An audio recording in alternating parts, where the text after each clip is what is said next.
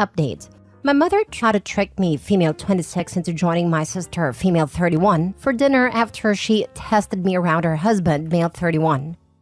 Original post. This is actually crazy and there's going to be lots of details, so please bear with me. My sister recently got married. It's been about 3 to 4 months. I didn't really see much of them after the wedding, honeymoon, and then back to work. But once a month our family all gets together and my parents host a huge feast. Since this took place a week ago, it was for the month of August. During this dinner, my brother-in-law was being extremely weird towards me. He was complimenting my body, ignoring my sister, and just straight up acting so strange. It was completely unexpected for several reasons. One being his wife was sitting right next to me, and two, he has only been married a few months. Also, he's just never spoken to / about me like that before. I felt really uncomfortable, and I'm sure it transpired to the rest of the room. Because WTF? Except it was weird, because nobody was pointing anything out. I was extremely confused and just wanted to leave. So I left early, but when I got home, I just felt so icky. I don't even know how to describe it. I decided to message my sister and let her know his behavior made me uncomfortable. I told her that it was also concerning he felt comfortable enough to say these things in front of my parents and brother. I explained that if she didn't feel comfortable being in the middle, I wouldn't mind explaining this to him myself. His behavior was so unnerving that I FaceTimed my boyfriend who was away for work in the US. I told him it was weird, and how suddenly my brother-in-law's behavior towards me went from that of sibling to this horribly uncomfortable situation. He was mad, rightfully so. My sister didn't respond to my texts until the next day. She asked to meet up, so I did. I was expecting her to be upset and to have him apologize for what he said. Instead, she admits it was all a test, and I passed. I was confused to say the least. What did she mean by a test? Passed? Like, what's going on?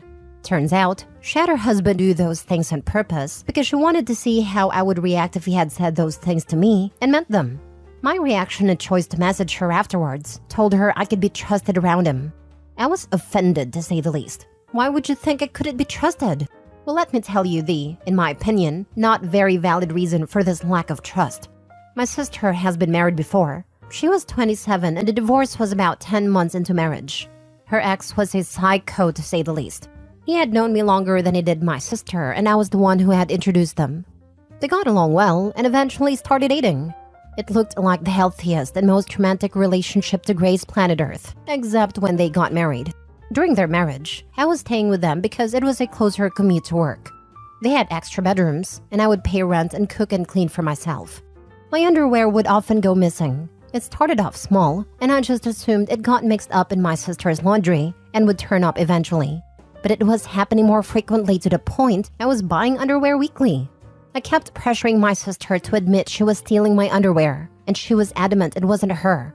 I decided to just ignore it and go about my day. Something I hadn't even considered an option was the real reason. My ex-brother-in-law was stealing my underwear.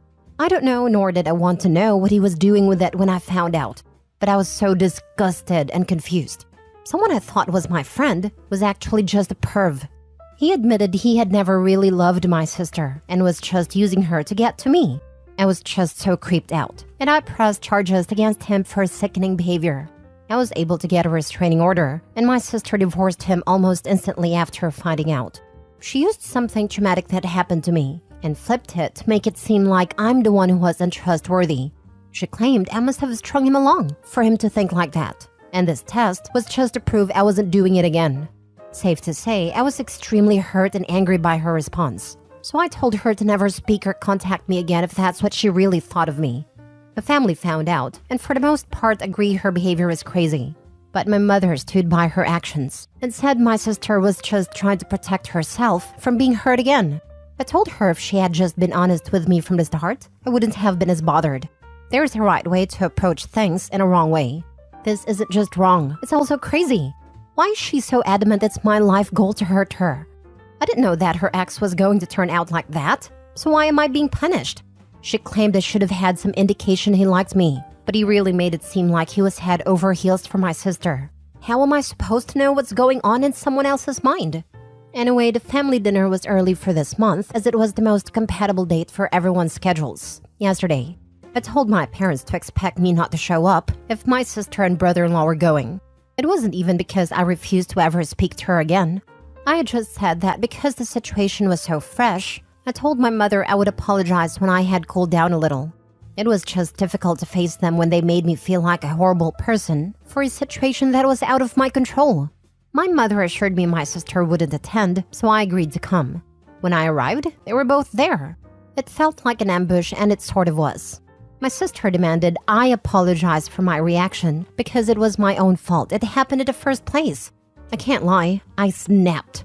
I told her she should remove my number and the title of being my sister if she really felt that way. I just need advice because therapy isn't scheduled for another 2 weeks, and I feel like I just dreamt a soap opera storyline.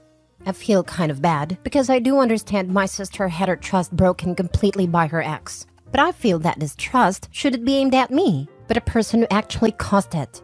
And I was the one who introduced her to the a-hole in the first place, so I feel guilty for that already. But I'm failing to see how her schemes to manipulate me into thinking she's being wronged by husband once again is just far too extreme. 1. I want to apologize to her for one reason, ever introducing that man to her. 2. I really need her to see that I wasn't trying anything when her ex was stealing my underwear. I was just as in the dark as her. How do I go about doing the above because I want to put this behind me and move on? I was just about healing from our former marriage, and now this one is also putting me in a very uncomfortable position. With my sister, my brother-in-law, and my own mother. Any advice on how to tackle apologizing, getting my sister's trust back, and showing her I truly just want the best for her? Now for the top advice before reading the update. You have nothing to apologize for. Stop accepting the blame for something you had no part in other than being the victim. Your sister's ex was talking you, and she was caught in a crossfire. Then all this nonsense with her new husband, you have nothing to apologize for there either. Honestly, your sister and your mom are crazy. They're blaming you for the fact that your sister came into contact with a crazy person stalking you and fell for him. Then to absolve her of all the blame for not realizing what was going on, it's become all your fault? Do not apologize. Do not make compromises with them. Your sister is a horrible, disrespectful POS, and I would cut all contact with her until she makes some kind of apology and contrition. You are being painted as the bad guy because something bad happened to you. Personally, I would remove myself from both their lives until they either see the light or they would not see me again. You don't need your sister's trust back. She literally played you with some weird fake test to prove you were honest when you had never been dishonest in the first place. Ignore those people. Get angry. You are being disrespected in this as much as you were disrespected by that horrible prick she married. The fact that the other two went along with us paints them as being as bad as she is. I cannot sit in a room with these 3 awful freaking simulacrums of human beings for a moment without some major apologizing and butt kissing. And even then, I would most likely never be able to speak civilly to them again. This is insane. So your sister is going to blame you for the actions of others, and to suggest you tried to entice the first husband is truly offensive. The fact that your mother and brother-in-law went along with her charade is equally disgusting. I don't think any amount of convincing will make her see common sense, as she seems to have made up her mind about you, which makes me wonder about the state of her mental health. I think you're well within your rights to go no contact with these people for a while. If your sister is this insecure, I suspect she'll be on divorce number 2 relatively soon, because I feel it's only a matter of time before she'll be accusing the new husband of infidelity, and you'll get the last laugh. So sorry you're going through this, OB. Now for the update. A lot has happened the last couple of days. I've tried to read all the comments and take in everyone's advice, and this has been the outcome. I lost a sister and a mother in 2 days. It's heartbreaking more than anything. I'd meet up with everyone. My boyfriend came with me, so I had support during the conversation. Honestly, it was hard to look at any of them for the way they treated me. I'm so thankful for everyone opening my eyes to the crazy behavior exhibited in the first part of this story. In front of everyone, my mother admitted to knowing about the plans from the start. Sister confided in her, and she agreed it was a good idea. She supported her son-in-law openly harassing her daughter. I'm in complete shock, and it just hurts so much knowing she would condone this, considering she knew how much I was affected by the first husband. She knew I was having a difficult time in therapy. It took me a long time to trust people again after that. And I feel like once again, my trust has been broken. I don't know how I'm ever going to trust anyone again. I'm really thankful my boyfriend was there to comfort me, because it was so hard keeping my composure around them. My sister was not budging at all. She kept maintaining she was in the right. She said the only reason I wouldn't apologize is because deep down I knew what her ex was like. She said I just liked getting attention from him knowing he was married to my sister. She also claimed I overreacted, and if it's acting, then it's not harassment. I told her she shouldn't expect any calls/texts or just not be contacted by me until I receive the apology I deserve from both her and my brother-in-law. Speaking of, he was pretty silent throughout the whole thing. Probably because my father threatened his life if he spoke bad about me. He did say that the only reason he did it was to placate my sister because she kept accusing him of ogling me. But still no apology from him. My mother, this one broke my heart the most. She told me I was over-exaggerating and that I should be happy to have passed my sister's test. She actually said the words, "We can all move on now." I was in complete awe, to be honest. How could she think that things would just go back to normal after this? I asked why she was supporting such delusional behavior, and she said it was because she loved my sister and wanted her to be happy. I asked her if she loved me as much as my sister, and she said yes. It seemed hesitant, but I don't want to read too much into that. I told her I wanted an apology for her schemes. She refused, so I gave her the same conditions I gave my sister and brother-in-law. Until I get an apology, I simply am not speaking to all three of them. As a result, I also probably have to go low contact with my brother and dad because they both live with my mother. I mean, I'll hang out with them outside and without the presence of my mother, but if she let them is the question. I know some of you have suggested spending time with my boyfriend's family on holidays and occasions. I think it was just one person, but oh well. I haven't met my boyfriend's family before because they live in the US. But after this situation, I've taken 2 weeks paid holiday for the end of this month and it's taking me to meet them for the first time. I hope it goes well because they might be the only family I have now. My therapy session has been moved to tomorrow because I requested an emergency appointment. Wish me luck.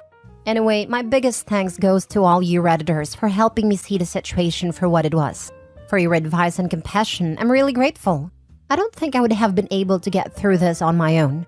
It's likely I would have caved and apologized just for the pattern to repeat itself. Truly, thank you so much. Wishing you all the best, and I hope you know that your advice might have just saved me from my need to always please others.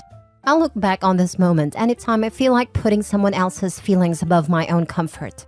Hope your hearts are filled with love and happiness. Never saw the original post until now, but wow. Good for you, OP. I absolutely would not have anything to do with either of them until they recognized their behavior was unacceptable as well. Also, can't say I have very much faith in your sister's new marriage if she finds this acceptable. Regardless, glad you made a decision you're at peace with.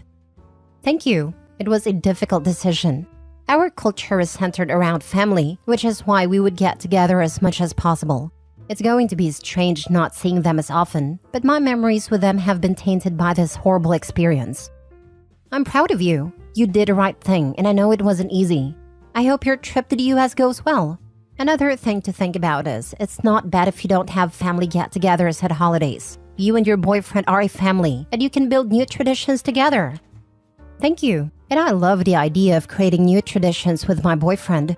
Especially because we have lots of couple friends, and I've always loved the idea of hosting a huge party with them all. Last story. I abandoned my family because my daughter knew about my wife's affair for money. I will keep this as short as possible, but basically I'm a 43 male. I got my childhood sweetheart 43 female pregnant and had my daughter 25 female.